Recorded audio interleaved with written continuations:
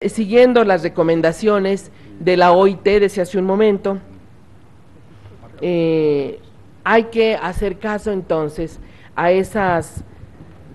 necesidad de garantizar la seguridad social y el pleno reconocimiento de su incorporación al mercado laboral a las trabajadoras domésticas. Y me refiero a lo siguiente: respetuosamente, señoras, señores legisladores, auditorio presente que esta tarde nos acompaña.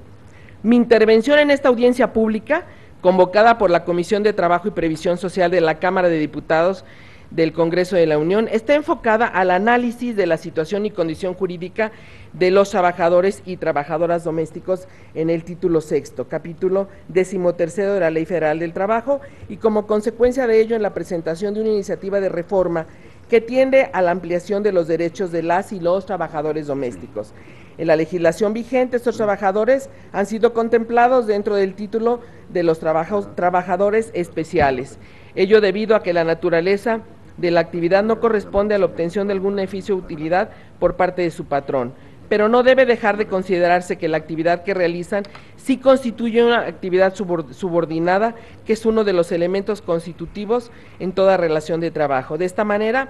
los derechos de los trabajadores domésticos han sido el objeto de diversas iniciativas presentadas por diputados de diversos partidos, y no nada más en este periodo, sino desde que iniciamos la legislatura de manera individual. Los trabajadores, los compañeros diputados y diputadas hemos presentado diversas propuestas e iniciativas en torno a las cuestiones laborales. En su caso y en el caso de su servidora, fue en torno de las trabajadoras domésticas, independientemente de lo que hayan presentado los grupos parlamentarios.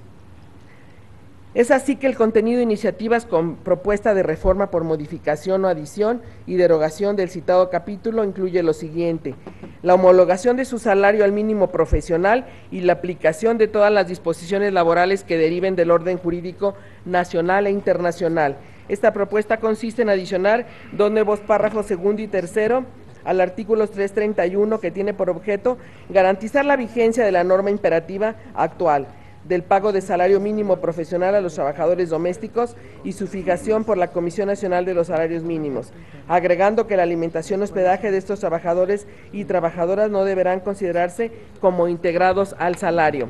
La iniciativa propone adición de un nuevo segundo párrafo al artículo 331 para establecer que las condiciones de trabajo de estos empleados que no tengan una regulación especial se regirán por lo dispuesto en el artículo 17 y en las normas comprendidas en el título tercero de la Ley Federal del Trabajo.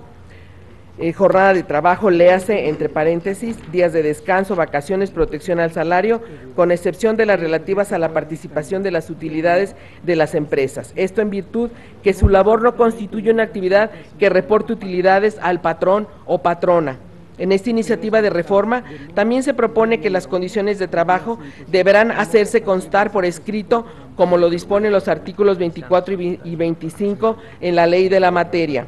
La realidad social nos muestra que cada día es más recurrente que un número importante de personas, fundamentalmente de clase media, contraten los servicios de una trabajadora o trabajador doméstico y que éste no habita en el hogar donde realiza su labor. Y digo entre paréntesis, son millones de trabajadores y trabajadoras domésticos. Cierro el paréntesis y termino esa cita. Por ello se ha estimado que en cierta medida el argumento precisado en la exposición de motivos en la ley de 1970 acerca de que la habitación y los alimentos son elementos inseparables de esta actividad ha sido rebasada por las actuales condiciones sociales, por lo mismo de que existen numerosos casos de que el trabajador no cuenta con habitación. En razón a ello, la habitación y alimentos debe dejar de ser considerado como una prestación en especie por las condiciones actuales que se genera en esta circunstancia los trabajadores en el hogar. Modalidades en la prestación del servicio doméstico. Sobre este tiempo de labores que los trabajadores domésticos deben cumplir, se ha propuesto adicionar un segundo párrafo al 336 para que se implemente la contratación de los servicios por hora. Esto depende que en la realidad existen miles de casos en donde la prestación de servicio se efectúa por horas o espacios de tiempo convenidos entre las partes, especialmente cuando la trabajadora o trabajador no vive en el domicilio donde presta sus servicios. C. Garantizar trato digno y respeto a los derechos humanos y laborales de las trabajadoras o trabajadores domésticos. Sobre estas disposiciones se propone adicionar en el artículo 337, con el fin de que el patrón, por Ministerio de Ley, esté obligado a adoptar medidas de protección civil y de seguridad e higiene en el lugar donde vaya a prestar sus servicios el trabajador, capacitarle para el uso de aparatos, equipos e instalaciones de gas, electricidad, electrodomésticos, proporcionándole información sobre el uso de productos químicos de limpieza y demás necesarios para el desempeño de su labor, sin imponerle tareas de alto riesgo,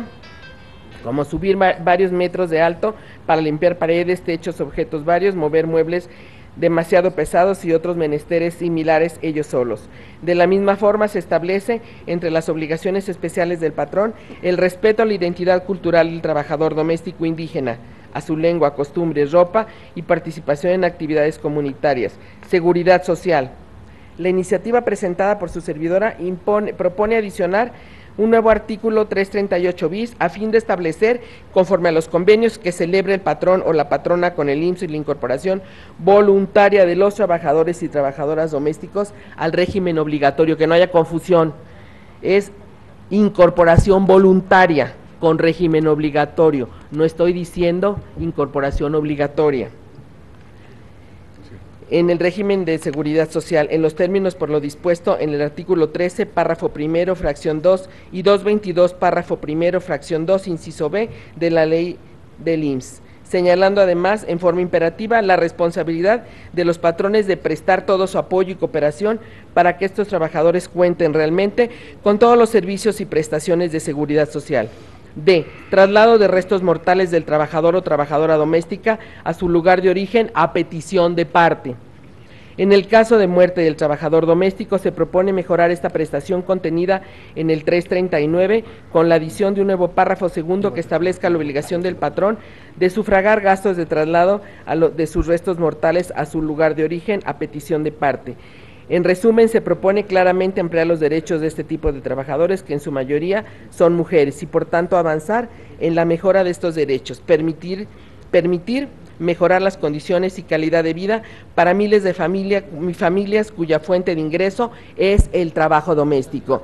Quiero hacer mención que he leído detenidamente y con toda oportunidad las propuestas de los diferentes grupos parlamentarios, de todas y todos mis compañeros legisladores en el Congreso, en la Cámara de Diputados, de esta 61ª legislatura, y en resumen, yo he hecho el análisis de iniciativas que reforman las disposiciones relativas al capítulo 13 de trabajadoras y trabajadores domésticos o del hogar, sexto de la ley, y sexto del título sexto de la Ley Federal del Trabajo. Hice en su momento y entregué en forma oportuna al presidente de la Comisión de Trabajo